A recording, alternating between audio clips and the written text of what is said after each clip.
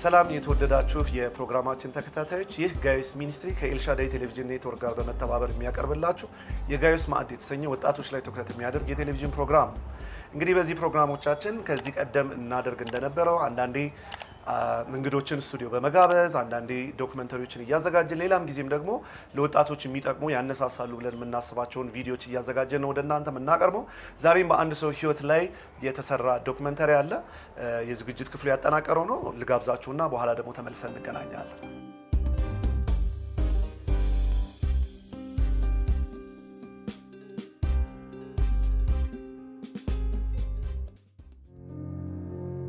ወንጌል ስለ ኢየሱስ ክርስቶስ ነው።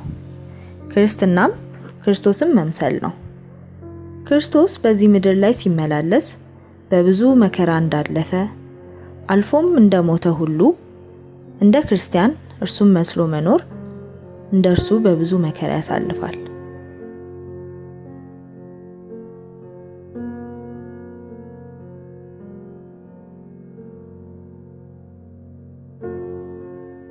እግዚአብሔር በዘመናት መካከል የተለያዩ ሰዎችን በማስነሳት ወንጌልን አሁን ላለው ትውልድ አድርሷል። ሐዋርያት በዘይት ተቀቅለው፣ በድንጋይ ተወግረው፣ አንገታቸውን ተቆርጠው እንዲሁም ተዘቅዝቀው ተሰቅለው ለዚህ ወንጌል ብዙ ዋጋ ከፍለዋል፣ ተሰውተዋል። ከዛም በኋላ በዓለማችን ላይ የተለያዩ ሰዎች ስለ ወንጌል ሲሉ መስዋዕት ሆነዋል። አሁንም በዘመናችን ብዙ ሰዎች ስለዚህ ወንጌል ተሰውተዋል፣ እየተሰውም ነው። ከነዚህም መሃል አንዱ ከሆኑት ከወንጌላዊ ገዛኢ ጋር ጊዜ አሳልፈናል። አብራችሁን ቆዩ። ስሜ ፓስተር ገዛኢ ዮሐንስ እባላለሁ። አገልጋይ ነኝ። ወደ ጌታ እንዴት እንደመጡ ወደ አገልግሎትም እንዴት እንደገቡ አያይዘው እንዲነግሩኝ ጠየቅኳቸው። ከጅማሬው ሳስብ እኔ ወንጌላዊም አገልጋይም ፓስተርና ነብይ ገምቼ አስቤ ማላቅም የልጅነት ማን ሰው እንደነበረ መጠን ኑሬ በወጣትነት ዘመን በልጅነት ዘመን ያሳልፍኩበት ጊዜ ነበር። ሳደንሊ ግን አንድ ጊዜ እግዚአብሔር ነገር በህልሜ ነገት ያገኘሁት። በዛ ዘመን ዘፋኝ ሆናለሁ ብዬ ዘፋኝ ሁኜ ባንዱ ተቀጥሬ ሰራ ነበር። ኤርትራ ውስጥ ትውልድ ኤርትራ ውስጥ ነው። አስመራ ማታ የሚባለው ቦታ ላይ ጫወት ነበር። በዘመኑ ጥሩ ዝናም ስምም ያገኘሁባቸው ዘፈኖችም ነበሩኝ። እነዛ ዘፈኖች እየዘፈንኩ ባለሁበት ድንገት ሳላስበው አዲስ አበባ ሐሙስ መተን አርብ ቅዳሜ እሁድ ቴሌቪዥን ማነው ፕሮግራም በብሔራዊ ቲያትር ልናሳይ ፎቶግራፋችን ተለጥፎ ነበር። ማክሰኞ ላይ ነው ይሄን የጌታ ጥሪ ወደኔ የመጣውና በህልሜ ነው። ስለማላቅም ራእይ አላቅም ድምጽም አላቅም። ግን ያን ቀን ጌታ በህልሜ ነው ጌታ መሆኑን ማወቁት ካደኩ በኋላ ነው። እንደዚህ ነው ታሪኩ የሚጀምረው። የልጅነት አካሄድ አለባበሽ ለብሼ ረጅም የእርሻ መሬት ላይ ነው የምሮጠው። ከኋላዬ ደግሞ አንድ የማየው ሰው አለኝ። ግን እሱ እንደኔ አይሮጥም። እኔ በምሮጥበት ላይ ግን እኩል ከኔ ጋር ይሄዳል። እየፈራሁት የሚሮጥ ይመስለኛልና 1 ኪሎ ሜትር ያህል ከሮጥን በኋላ የሆነ ቦታ ላይ ስንደርስ ብድግ አድርገው በወገቤ ይዞ እርሻው ላይ ያስተኛኝ። ይህን እጄ የሚያክል ማረሻ አምጥቶ ደረቴ ላይ ሲወጋኝ ትዝ ይለኛል። አሁን ያለ አማራጭ መሮጥና ማምለጥ ሳይሆን መለመን መማጠስ ስለሆነ ልለምነው ብዬ ምንድን ያደረኩ እንደምፈልገው ከኔ ስለው ትኩር ብሎ ያየኛል። አይቲት ወሰን ሴከንድ ካየኝ በኋላ ወደ እኔ ይጠጋል። ወደዛ በፍርሃት አካባቢ ዞር ብዬ ስመለከት እዚህ አካባቢ ከጎኔ አንድ ሙሉ በርሚል ውሃ ንጹህ ውሃ ተቀምጦ ያለው። ከዛ የሴት እጅ የምትመስል ወይም ቆንጆ እጅ እንደ ጆግ ነገር ይዛ መጣ ታቀብለዋለች። አሁን ከሄደ በኋላ እስካሁን ማይረሳኝ በአይኔ ውስጥ ያለው እይታው ምንድነው? እኔ እዛ ተወግቼ ወይም ደረቴ ላይ እንትን ገብቶ ማርሻ ነገር ወይ ብረት ገብቶ በተኛው በሰዓት በመወራጭ በሰዓት እሱ ያን ጆግ ተቀብሎ ከበርሚሉ ቀርቶ ውሃ ይመጣል። ግን ሲሄድ አሁን ህፃን ልጅ እዚህ ወጥ እየሰራ እሳት ያለበት ወይ ውሃ ያሞቅሽ ያፈላሽ ሳለ ህፃን ልጅ አጠገብሽ ቢኖር እቃ ለማውጣት ስትሄጂ ያለ ጭንቀት ይገባሻል። ያንስ ታመጪ እቃውን ጋር ታያለሽ፣ ልጁንም ታያለሽ፣ እቃውን ጋር ታያለሽ። እንዲህ ልክ እንደዛ ወደ ውሃው ይሮጣል። ዞር ብሎ ደግሞ ያየኛል። በጣም ልብሱ በጣም ረጅም በጣም የሚያንጸባርቅ ደስ የሚል ጺሙ የረዘመ ጸጉሩ ወደ ኋላ ደግሞ እንደ ከርል ሆኖ ሴቶች እንደታረጉት አጭር ሆኖ እና ስታዩ ተወጅዋለሽ። ረጅም ዓመት እንደማቆይ ነው በዛ ደቂቃ ውስጥ ግን አይቼው አላውቅም። ያመጣና ውሃው ልክ ፈጠን ብሎ ይንበረከክና ከእግሬ ማጠብ ይጀምራል ውሃ እግሬ ማጠብ ሲጀምር ያ ውሃው ሰውነቴ ላይ ሲፈስ ወደ ደም ይለወጣል ያ ደም ደግሞ እንደገና እንደዚህ የፈሰሰ መሬት መውደቅ ሲገባው ወደ ውስጥ ሰውነቴ የሚገባው ምንም ጠብ ያብል ውሃ ነበርና በሚሆነው የተደነ 3 ጊዜ ተመልሶ ይሄደ እየመጣ ያጥበኛል እኔ አሁን ባጠበኝ መጠን ግን መለውጥ ነው ያለው መሰጠት ፈራው የነበረው መውደድ ማን ነው የሚለው ጥያቄ ተቀይሮ ረጅም ዘመን እንደማቅ ውስጥ በፍቅር ተሞላ በኋላ ብድግ ያደርገኛል የሆነ ሰከንዶች ትኩር ብሎ ካየኝ በኋላ አንተ ልጄ ነህ ይለኛል የቃል ኪዳን ልጄ ነህ በደም የገዛው የአዲስ ኪዳን ልጄ ነህ እስከ ፍጻሜ ድረስ እኔ ካንተ አልለይም ይለኛል የድምጽ ነግረሽ አሁን የሰማሁት አይን ድምጽ በህልሜ ነው ግን ቃላቶቹ ማአት ነገር የነገረኝ ወደ አሁን እስከ ዛሬ እስከዚህ ሰዓት ድረስ ያጋጠመኝ ታሪክ ሁሉ የነገረኝ ያኔ ነው እንዲያ ታልፋል በዚህ ታልፋል እንዲያጋጥማል በእያንዳንዱ በመታልፋት ነገር እኔ ካንተ ጋር ነኝ ይለኛል በጣም የገረመኝ አውሬ ለመሄድ አስባለሁ ያ 3-4 እርምጃ ከተጓዝን በኋላ ግን እሱ ሲሰወርብኝ ደንቆይ ሰማይ ስመለከት ምድር ስመለከት ከህልሜ ስነቃ ቤታቸው ውስጥ ኃይለኛ ብርሃን በርቷል ያ በህልሜ ያየሁት ድምጽ ጆሮዬ ላይ እንደ ትልቅ ማዕበል ሲናገር ሰማዋለሁ እና ምንድነው ደንግጬ ልጅነትም አለ ሮጬ ከመኝታ ቤት ወጥቼ የቤተሰቦቼን ቤት መኝታ ቤት ከፍቼ ሳይ እነሱ በሰላም ተኝተዋል መልሼ ዘጋዋል አሁን ብርሃኑ አለ መብራት ያላጠፋው መስሎኝ የመኝታ ቤቴን መብራት ሳጠፋው ያ ብርሃን በዚህ ብርሃን ተውጧል የመብራቱ አምፖል በዚህ ብርሃን ተውጧል እደነቃዲያ ድምጹ ደግሞ ጆሮ ላይ ያስተጋባል ቀን ሙሉ ይሄን ሳስብ የማላቀው ደስታ የማላቀው ያለ እድሜ ማሰብ ጀመርኩ በኋላ እናቴ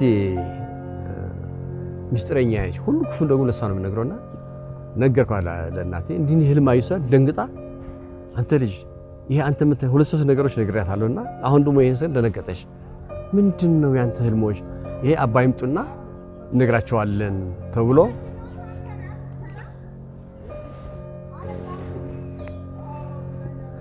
እኔ መጨረሻ ስነግራት በቃ አንተ እግዚአብሔር ይፈልግህ ማለት ነው ምናምን ትለኛል አልገባኝም ወደ ትምህርት ቤት ሄድኩኝ ትምህርት ቤት ከሄድኩኝ በኋላ ክላስ ገብተን እየተማርን እያለ ክላስ አሁን አንድ በህይወት አለ አዲስ አበባ ዩኒቨርሲቲ ሌክቸረር አሁን መኩሪያ ላቀው ይባላል አስተማሪያችን ነው ሳይንስ ያስተማረን እያለ ብላክ ቦርድ ላይ የማየው ትምህርት እሱ የሚጽፈው ቾክ ጽፈ ሳይሆን በህልም ያየሁት እኔነት ነው ማይዛው ውስጥ እና ባሪያ ጋብር አድሃኖም የሚባል አብሮ አደገ ተማሪ ያለ እሱ ከጎኔ ስለሚቀመጥ ባሪያ ጋብር አልኩት ብላክ ቦርድ ላይ ምን ይታያል ስለው ምን ይታየኛል ቲቸር የሚጽፉት ጽፈት ነው አይለኛል አይሆን እንደ ፊልም ነገር አይታይም ስለው አንተ ቆውሳል አብደሃል ቋለ ለሱ አይታይም ግን ለኔ ይታየኛል ዞር ብዬ ደግሞ አሉ አሁን ስማቸውን ባልጠቅስም ግን አብሮን ክላስ የሚያወርጁ አሁን አንቺ ምን ይታይሻከለ ብላክ ቦርድ ተሰም ምን ይታየኝ አንተ ቆ አብደሃል ማለት ነው መመረጥ ጸበል መሄድ አለብህ ማም ይሉኛል እነሱ ይበሉ እንጂ እኔ ግን ማየው ነገር ለኔ ያ ድምጽ ይዞኛ ውስጤ ደሆል ቀን ሙሉ በዛ ሳስባልኩኝ ምንድነው ይያልኩኝ አንድ 3 ወር 4 ወር በኋላ መንገድ ላይ ይሄድኩኝ ያለ በአካል ተገልጦ ጌታን አይዋለሁ ያ ድምጽ አቋዋለሁ ያ መልክ አቋዋለሁ ይሄ በህልም ያየሁት አለ እንዴ ብዬ የእስላም መቃብር የሚባል አሪያኛ ቤታችን አካባቢ እዛ ጋር ቆሜ እንዲሳይ ፍለፍት አይቶኝ ማን አልኩት እሱም ፈገግ ነው የሚለኝ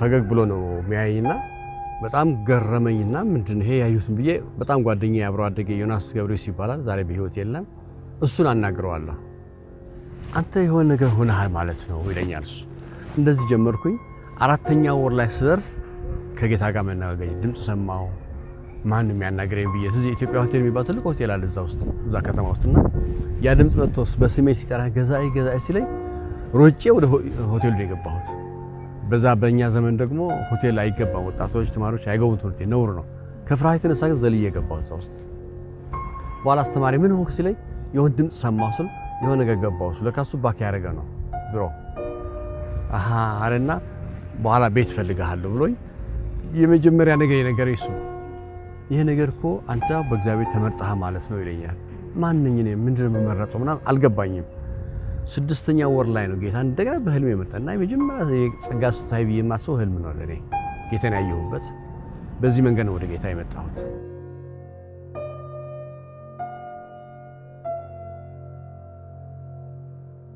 በህይወታቸው ያጋጠማቸው ገጠመኝም ካለ እንዲያጫውቱኝ ጠየቅኳቸው በህይወት ገጠመኝ ውስጥ በጣም የሚገርም የሚያሳዝን የሚያስቅም ገጠመኞች ሊኖርሽ ይችላል አሉን። አሁን በተለይ ለዚህ ትውልድ ውስጥ ልናገር ከምፈልገው ነገር በእኛ ዘመን ወይ ደግሞ ባለፈው ዘመን በሚባል ነገር ላይ የጽናቱ ነገር ይገርመኛል። ሰዎች መጥተው ወስደው እስር ቤት ሲያስገቡን፣ እስር ቤት ላይ ገብተው ሲቀጠቅጡን፣ ሲደበድቡን ሰው ቁስሉን ሳይሆን የሚያስበው መከራውን ሳይሆን የሚያስበው ለጌታ ያለው ታማኝነቱን ነበር የሚያስበው። አንድ ጊዜ እዚህ ላይ ማዕከላዊ ወደ 5-6 ሰዎች ገባንና አንድ ቦታ ስናገለግል ተገኝተን ይዘውን ሄዱ እና በአብዛኛው ማለት ይችላል ይሄ ለጌታ ክብር ነው የምነግረው እኔ ላይ ነበር ነገሩ የከበረ እኔ ነበር እየሰበኩ ያለው የወሰዱኝና በእነሱ ቋንቋ አነጋገር ካድሬው ይሄ ነው እና እሱ ካጠፋው ሌሎች ይጠፋ የሚል ሐሳብ ስለነበራቸው እኔ ጋር በጣም በረቱብኝ። መናገር እስከማልችል መተንፈስ እስከማልችል ድረስ ቀጠቀጡኝ በጣም እነሱ አቁመው ማለት ነው። ዛሬም ይሄ ምስክርነት ሲሰሙ እነሱም ትዝ ይላቸዋል አብሮኛልና በህይወት በዛ ውስጥ ግን አንድ ሴት ዛይድ የምትባል ሴት ሞታለች በስቃዩ ብዛት በመከራው ብዛት።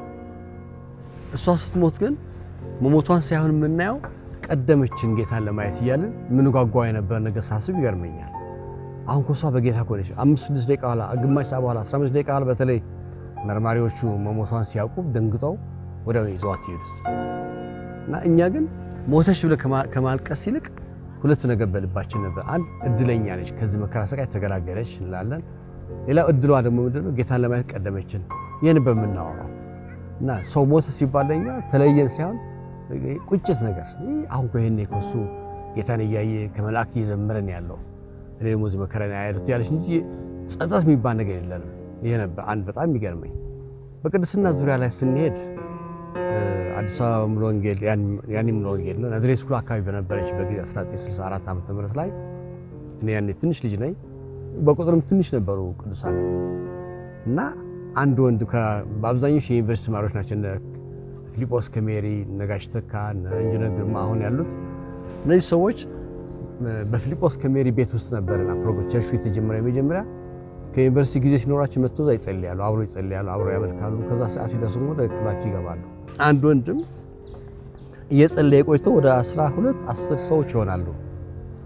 ወጣ ሲል አንድ የምታልፍ ሴት ያያል፣ ልጃገረድ ወይ ወጣት ጎረምሳ ያይና ውበቷን አይቶ ደስ ይለዋል። እንዴት ታምራለች እያለ አሰብና ምን አለ እቺንስ ጌታን መስክሮ ወደ ጌታ አምጥቶ እሷን አግብቶ እሷን የሚሱ ቆንጆ ለጌታ ማምጣት ነበር እንጂ እያለ እያሰላሰለ ጥቂት መንገድ ሲሄድ አንድ ቀን ወደ ልቡ ትዝ አለው። በአይኑ ያየ በልቡ ያሰባት አመነዘራት የሚለው ቃል ሲያስብ ወይኔ ብሎ እያለቀሰ አመነዘርኩ ወይኔ ጉዴ ብሎ ተመልሶ በሩን በርግዶ ገባ። አሁን ሐዳስ ወንድም ተካ ባለቤት እነሱ ደንግጦ ምን ነው ሲሉ በዛ ዘመን ስደት ስለበዛ ሰዎች አባረውት አምልጦ የመጣን ይመስላቸው እንጂ እንዴ አንቺ ግን እንዳለ አላወቁምና ወይኔ ሐዳስዬ ወይኔ ፊሊጶስ ወይኔ ምን ነው ሲሉ አመነዘርኩ ሲላቸው ደነገጡ። እንዴት አመነዘርክ አሉት። አይጠበቅማ በዛ ዘመን እንዲያ ነገር እና ከገባ በኋላ እዛ የተንከባለለ ሲያለቅስ እና ሐዳስ እንዴት አፋጠንከው ከመቼውስ አዳረስከው ምናምን ስትለው ሐዳስ እንደሱ እኮ አይደለም ማለት ቃሉ እንደዚህ ይደለ እሱ እኮ በውስጤ ሲመጣ ደንግጬ ነው እንጂ ኮኔ ቃል ጋር ላይ ወደኩ ማለት ሁሉም ስቀው እና በዛ ሰዓት ላይ ግን ወንድማችን ይቀርበለው አሳስታውሮ ሰይጣን ነው እንዲህ ያደረገው እንጂ ወንድማችን እናምነዋለን እሱ ጽድቅን ያደረገ እያሉ ሲጫው ነበር። ይሄን ያህል ሞኞች ነበሩ። ወይም ለቅድስና እግዚአብሔር ለማሳዘን ያላቸው ሐሳብ በጣም ሴንሲቲቭ ነበሩ። ይገርመኛል።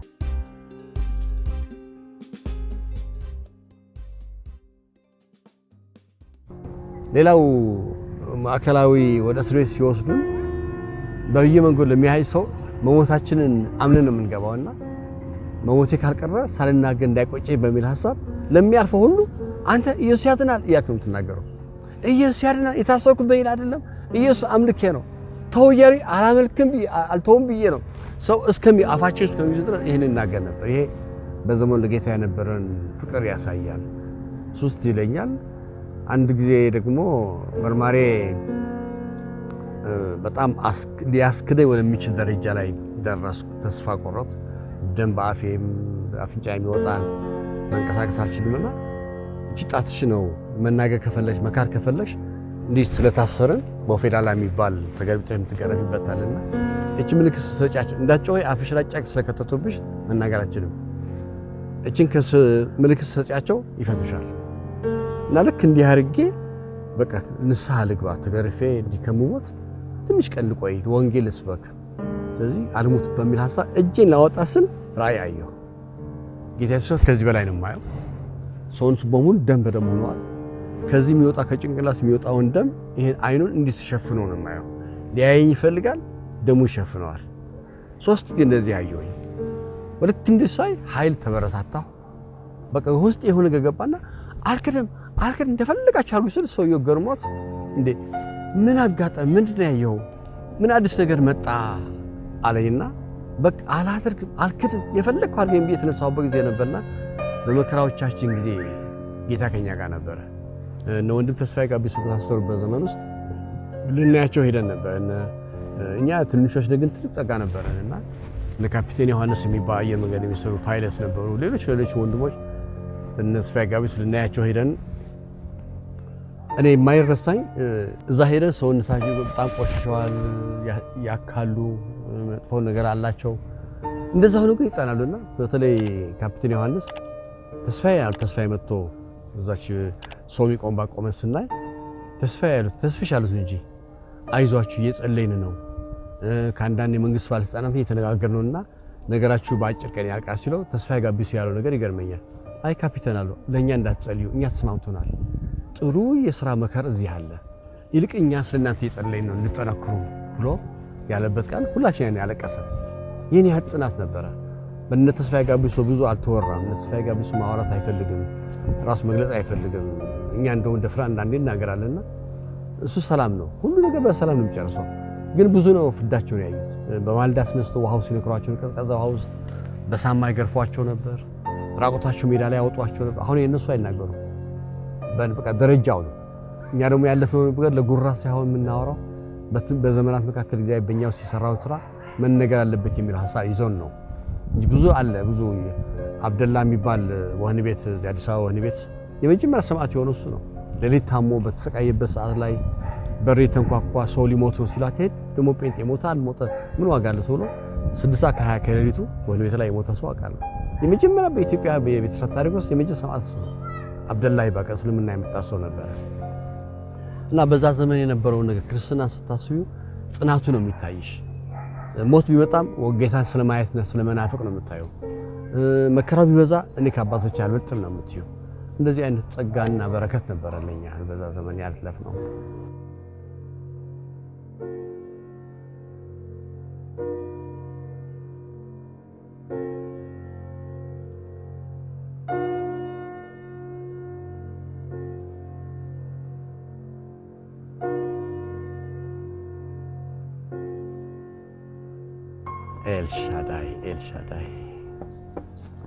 ኤልሻዳይ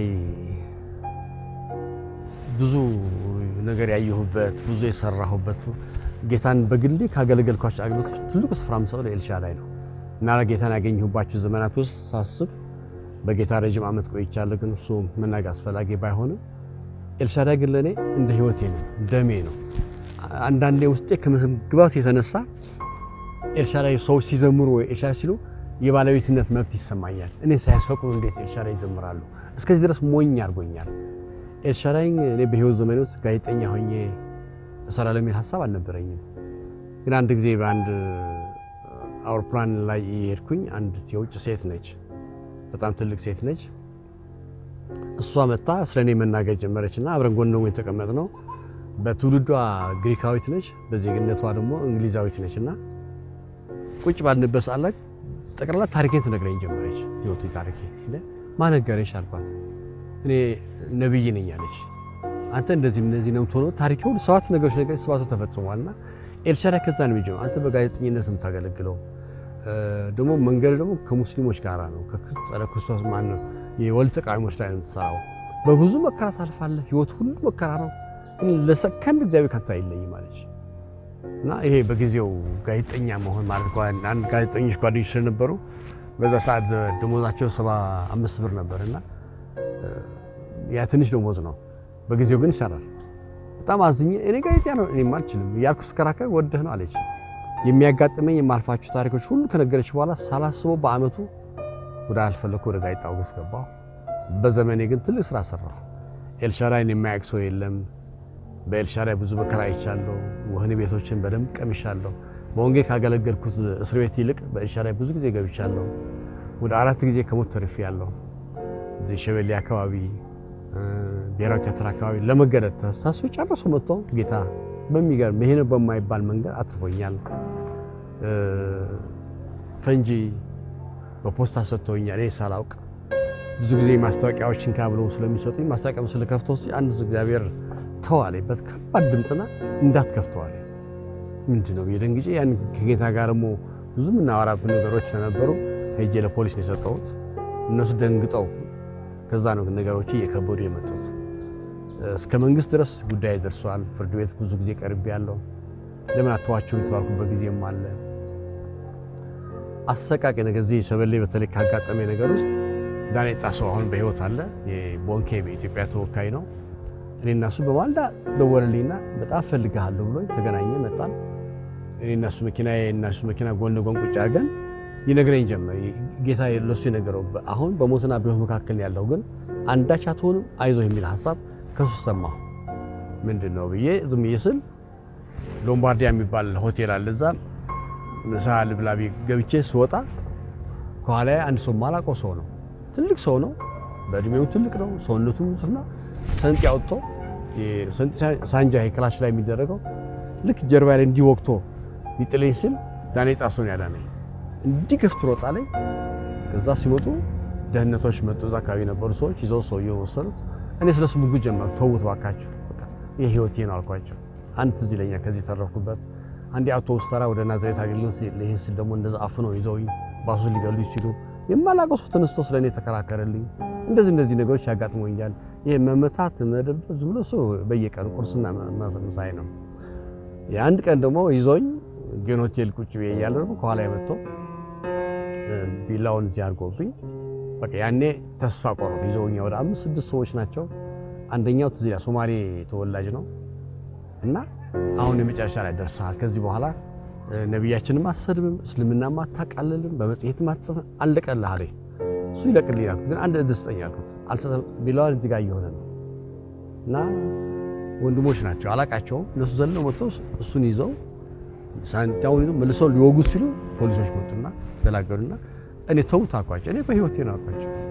አንተ ህይወት ሰጥተሃል፣ ለራስህ አሳልፈህ ሰጥተሃል፣ ግን ቤተሰቦች አይሳዝኑም ማለት አንደኛው እንደዚህ ያጋጥሙኛል። ይሄ ብዙ ሰው የሚያውቁት ታሪክ ስለሆነ ነው። ኤኒዌይ ይሄ ግን ለኔ ክብር ነው። በኤልሻዳይ ውስጥ ስለ ኤልሻዳይ የማያውቅ ሰው የለምና ያላለፍኩት ነገር የለም። ኤልሻዳይ ጀመርኩ ሳላስበው ወደዛ ገባው። ጽሁፌ የተወሰነ ሄደ፣ የበረታ ሄደ፣ የገነነ ወጣ። አሁን ኤልሻዳይ ኦል ኦቨር በዓለም ሁሉ ስቴጅ ኤልሻዳይ የማያውቅ ሰው የለም። አንዳንድ ሰዎች እንደውም ስሜን መጥራት ትተው ኤልሻዳይ ብሎ እስከሚጠሩኝ ድረስ የሆነበት ጊዜ አለ። ቤተክርስቲያንም ያልተረዱኝ ቅዱሳንም በዚህ ወቅሰውኛል። ታነሳሳቸዋል፣ ታስቆጣቸዋል፣ አንተ ራስህ እንድትሞት የምትፈልገው ያሉኝ ሰዎችም አሉ። ኤልሻዳይ ከባድ ነው ያሳለፍኩት፣ ግን ቅርሴ ነው፣ ህይወቴ ነው። ሞስ በእስልምና ላይ የምሰራው በብዙ ነገር ሰርቻለሁ። ኤልሻዳይ ወደ ኋላ ሄዱና እዩት ያለፍኩበት። አሁን ሳስበው ሳነበው ግን ይገርመኛል። እንዴት ሰራሁ ነው የምለው። የነበረኝ ድፍረት ይገርመኛል። አሁን በዚህ ሰዓት ላይ እሱን እጽፋለሁ ብዬ አላስብም። ምንም እንኳን በዘመናችን ጌታህን ካድ ብሎ አፍጥጦ የሚመጣ ባይኖርም በተለያየ መንገድ ከዓለም ስርዓት ጋር የሚያጋጨን መንገድ ይኖራል። በዛ ውስጥ ለኃጢአት እምቢ ብሎ የሚመጣውን መከራ በእግዚአብሔር ጸጋ አልፎ መገኘት በምድር 100 እጥፍ በሰማይ ደግሞ የዘላለምን ህይወት የክብርንም አክሊል ያስገኛል ስንል የዛሬ ፕሮግራማችንን እንቋጫለን። የጋይዮስ ማዕድ መንፈሳዊ ማዕድ ይቋደሱ።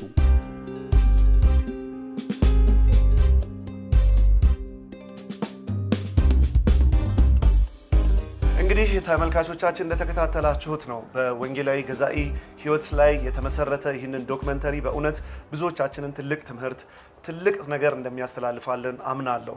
መጽሐፍ ቅዱሳችን እንደሚነግረን በትንቢተ ኤርምያስ ምዕራፍ 6 ቁጥር 3 በመንገድ ላይ ቁሙ፣ አስተውሉ፣ የቀደመችቱን መንገድ ጠይቁ በእርሷ ላይም ሂዱ እንደሚል የቀደመችቱን መንገድ መጠየቅ አንድም እንዲህ ከአባቶች እግር ስር ቁጭ ብሎ እንዴት አለፋችሁት ብሎ መጠየቅ ነው እና በጣም የሚረባ ነገር የሚጠቅም ነገር የሚያነሳሳ ነገር እንደ ቤተሰብም እንደ ግለሰብ ህይወት እንዳያችሁ አስባለሁ። እኛም ደግሞ ለነገ የሚወራ ለትውልድ የምናስተላልፈው በህይወታችን እግዚአብሔር የሰራውን ነገር በታማኝነትና በቅንነት ይዘን ለቀጣይ ጄኔሬሽን የምናስተላልፍበትን ነገር ከወዲሁ እያሰብን እግዚአብሔርን እያከበርን እንጓዝ ብዬ ምክሬን ማስተላለፍ ፈልጋለሁ። ስለተከታተላችሁን አመሰግናለሁ።